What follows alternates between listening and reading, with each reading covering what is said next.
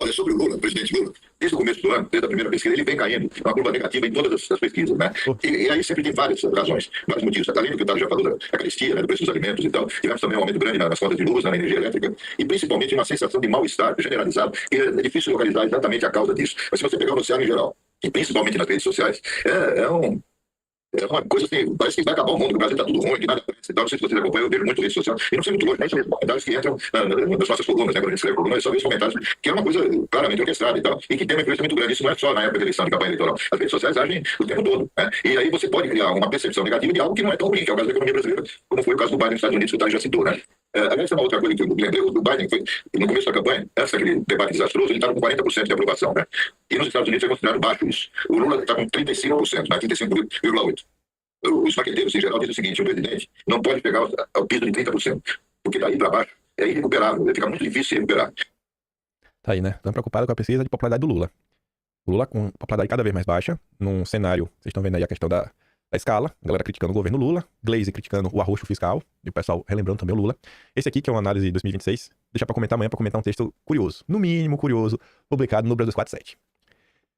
Esse aqui é aquele típico texto que acho que todo mundo que é de direita deveria ler, pra cair na real.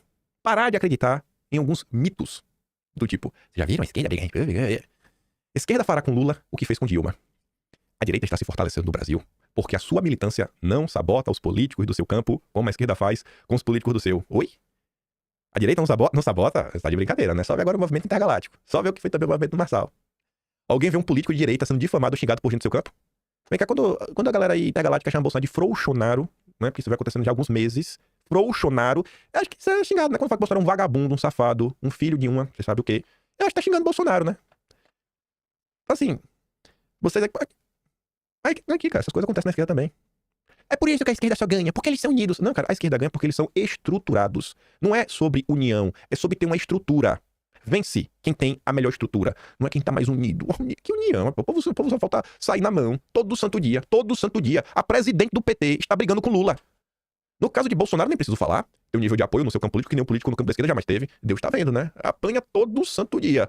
Quase todos se viraram contra ele. E seguem acusando de mil coisas, colocando até palavras na boca dele que ele nunca disse. No caso de Lula, setores da esquerda atacam por qualquer coisa. Por Bolsonaro não é. E alguns ataques são de deixar os bolsonaristas com inveja a tal nível de ódio. Uai, quando a direita fala que o Tarcísio tem que perder a vida nas mãos do PCC, é o quê? Quando faz meme com o Bolsonaro dentro de um caixão, é o quê? Quando fala que, infelizmente, o Adélio não girou. E nem da direita falando isso daí. No 7 de setembro teve muita gente falando isso. O erro do Adélio não foi ter girado. É a mesma coisa. A diferença é que a esquerda é estruturada. Foram 40 anos de trabalho. 40 anos de trabalho. Mas a militância, no final do dia, é um bando de maluco. Para essa esquerda, Lula não sabe escolher ministro supremo, não sabe fazer política econômica, não sabe fazer política internacional, não sabe nomear ministros e é vendido para a direita, pronto. Você troca para essa direita, troca Lula pro Bolsonaro e troca o vendido para a direita, vendido pro centrão, é o mesmo discurso. Porque não dá nela um estelionato eleitoral. E não faz isso sob o argumento de que quem venceu a eleição presidencial de 22 foi uma frente ampla, simples assim. Com Dilma foi pior. Quando ela governava, foi em relação aos dois primeiros governos Lula, mas no caso do terceiro, o ódio e a burrice dessa esquerda estão iguais ou piores. Agora, porém, a coisa foi mais longe. Movimentos sociais, sindicatos, partidos de esquerda divulgaram um manifesto crítico ao ajuste fiscal devido a medidas que podem vir a ser adotadas pelo Haddad, né, e pela Simone Tebet. Bom, no governo Bolsonaro, os partidos até direita, como o Partido Novo, que o presidente deles, Eduardo Ribeiro, é o mesmo presidente até hoje, pediram impeachment de Bolsonaro. O Deltan Dallagnol pediu impeachment de Bolsonaro. Falou que o Bolsonaro deveria responder por crime de responsabilidade por lutar por mais transparência nas eleições. Tem cara mais pilantra que o Deltan Dallagnol, mas tá aí, é o Partido Novo. É a mesma coisa aconteceu. O movimento social, tipo o MBL também.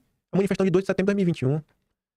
A mesma confusão. A diferença é que o PT é estruturado. Tem muita gente na máquina. Foram mais de 40 anos de trabalho ocupando espaço. Então, por mais que tem os malucos fazendo gritaria, jogando contra, os caras seguem, inabalável. O documento destaca que essas medidas ameaçam políticas públicas, não são plataforma digital para coletar adesões individuais contra o governo Lula, pois está pretendendo prejudicar os trabalhadores. Ou seja, Lula não sabe o que está fazendo. Ou se sabe, tornou-se o vilão que, sem necessidade, vai prejudicar os trabalhadores, cortando na carne da maioria deles, passando facão em conquistas históricas. Aí cita a questão do BPC, FTS, piso constitucional da educação. Claro que devido a tudo isso ao mercado, mas na acusação está implícito que Lula vai fazer o que o mercado quer. O resultado disso é muito fácil de prever. Quem votou em Lula passará a reprová-lo por estar cedendo aos vilões do mercado. O que vai acontecer em 2022? A campanha do voto nulo. Com isso, a popularidade cai, como caiu da Dilma, durante ataques idênticos, que essa mesma esquerda fez a ela desde 2013, até ser aprovado seu processo de impeachment. Aí começa a gritar nas ruas o tal, não vai ter golpe. Mas teve golpe, né? Teve Lula em 22. E teve porque era tarde demais pra apoiar Dilma, né? Campanha do voto nulo e tantas outras. Nos 30 dias de junho de 2013, a esquerda, que se diz mais de esquerda que a esquerda que ficou ao lado da presidente, derrubou a aprovação dela pela metade e depois continuou batendo até ela cair. É basicamente isso, né? Desde ali 2020, teve uma galera que não sossegou todo santo dia. Bolsonaro. Nossa, os super conservadores, o patatismo. Lula está se segurando, mas uma sangria de votos no seu campo político pode ser fatal. Ah, Eduardo, então não pode criticar Lula para ele não cair? Depende do que você quer. Se quer ser governado pelo Bolsonaro, pelos filhos dele, pelo Tarcísio, a polícia autoritária, está no caminho certo. Agora, se não quer, então você está agindo como idiota. Como explicar a essa gente que Lula não tem poder suficiente para impor tudo o que uma esquerda que nem votos no Congresso tem quiser?